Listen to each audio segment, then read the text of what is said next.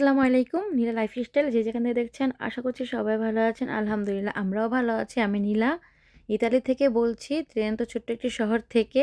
আর আজকে ভিডিওটা মনে করেন যে সকাল থেকে স্টার্ট করেছি। দেখেন সবসময় তো আগে আব্দুল্লাহ এরকমই করতো, ওর বাবার কাছে যেতে চাইতো বা বাবা চলে গেলেও যেতে চাইতো, নিচে ঘুরতে পারবে সেজন্য।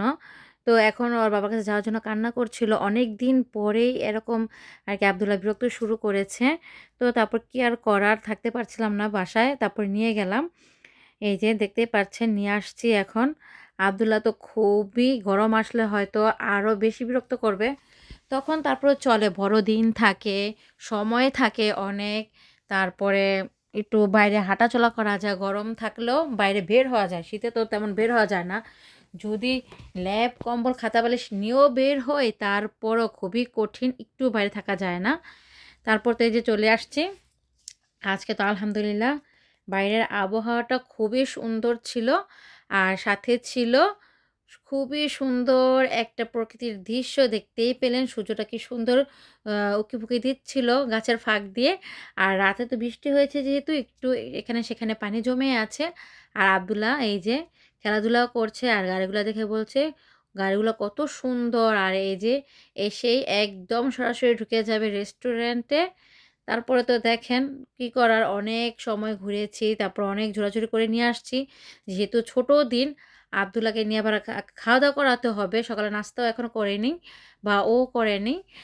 নাস্তা করিয়ে তো করাতে অনেক সময়, তারপর করিয়ে রান্নাবান্না করতে হবে।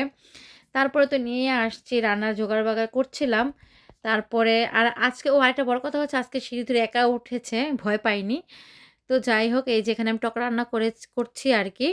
আর এখানে মাছ ভাজবো সেজন্য ফ্রাই প্যানটা দিয়ে দিয়েছি। আর এর মধ্যে আব্দুল্লাহ একটা ঘটনা ঘটিয়েছে, তা হচ্ছে টয়লেটে একাই যায় আর কি শিশি করার জন্য। ওখানে গিয়ে আবার পানির কলটা তো ইজি, টবটা ওটা ধরে ধরে হাত হাতটা ভিজিয়ে ফেলেছে, ওগুলো আবার চেঞ্জ করে দিলাম। আমার সময়গুলো এভাবেই নষ্ট হয় ওর পিছনে।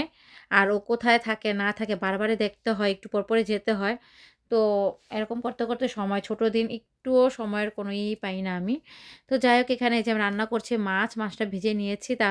তারপরে পাশে চুলায় বসিয়ে দিয়েছি ফ্রাই প্যান, তেলটা গরম হওয়ার পর পেঁয়াজটা ভেজে নিয়েছি, তার মধ্যে দিয়ে দিলাম 2 চামচ আদা রসুন বাটা, তার মধ্যে দিয়ে দেবো হলুদ, জিরা ফাঁকি, মরিচ ফাঁকি, লবণ তো অবশ্যই আছে।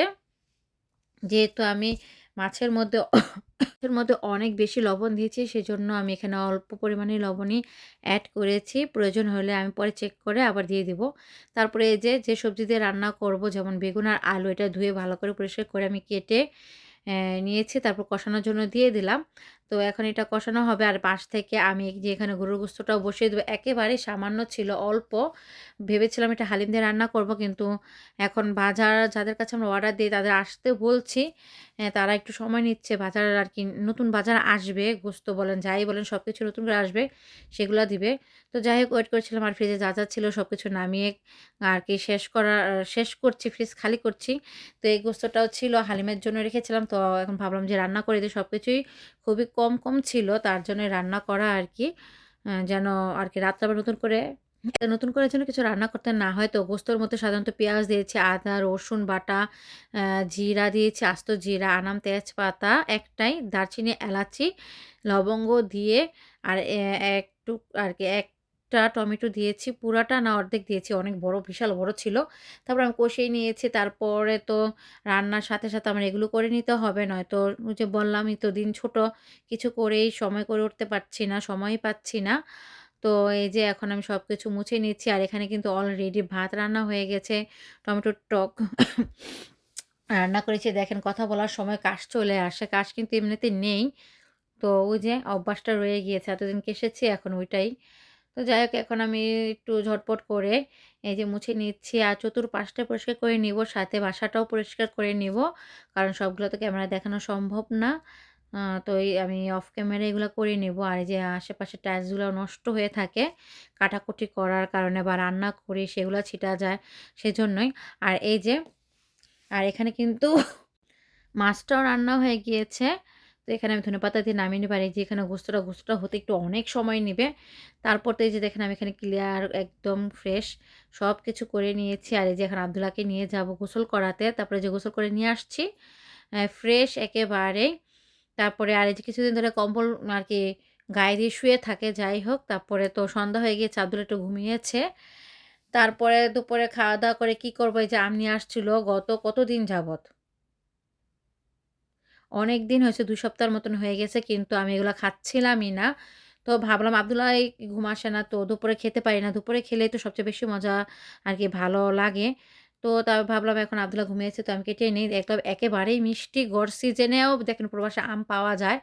আর সেই আম দিয়ে আমি শুকনা মরিচটা ডাইরেক্ট আগুনে পুড়িয়ে নিয়েছি, পুড়ে ভর্তা বানাবো। সেজন্য পুড়িয়ে নিয়েছি। আর এখানে দিয়ে দেবো সামান্য পরিমাণ লবণ। আর আমটা আমি খেয়ে দেখেছি, একেবারেই মিষ্টি। তো কি আর করা, আরকি কাঁচা, কাঁচা ছিল। তো উপরে দেখলাম ভালো, কাটার পরে দেখলাম ভিতরে কেমন পচা, পচা হয়ে যাচ্ছিল। তারপরে তো ঝটপট করে এই যে কেটে অর্ধেক মরিচ নিয়েছি, পুরোটা নেওয়া যাবে না, অনেক ঝাল হয়েছিল। তো পুরো ভর্তাটা বানিয়ে নিলাম। কি করব, খেতে ইচ্ছে করছিল আরকি আমার। ভর্তাটা খুবই খেতে ইচ্ছে করছিল। তারপরে অনেকদিন অপেক্ষা করার পরে এই যে ফাইনালি খাচ্ছি। ২ টা নিয়ে আসছিল, ১ টা রয়ে গিয়েছে। কবে খাবো জানি না, না পচেই যায়। তো পচতে দেওয়া যাবে না, অনেক দাম। গড় সিজন মানে শীতের সিজনে আম পাওয়া খুবই ভাগ্যের বিষয়। তো এই যে এখন আমি আম খাচ্ছি। আর আমের কালারটা দেখেন খুবই সুন্দর আর খুবই মজা হয়েছিল। তো অবশ্যই আপনারা আমার পাশে থেকে যাবেন, লাইক, কমেন্ট, সাবস্ক্রাইব করে আর অবশ্যই জানাবেন। জানাতেও ভুলবেন না।